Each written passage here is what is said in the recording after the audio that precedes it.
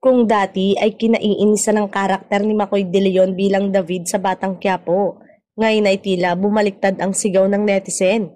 Kung noon ay gustong-gusto na nilang mawala ito sa serye, ngayon ay sana daw ay buhayin at pahabain pa ang karakter nito.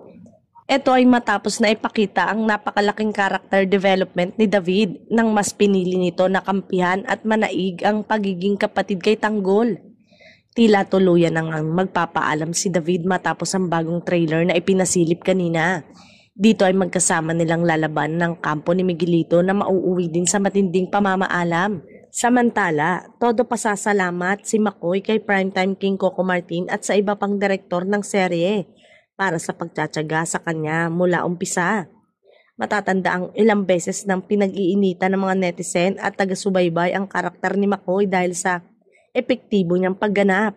Patunay lang ito na epektibo niyang magagampanan ang karakter niya sa naturang serye.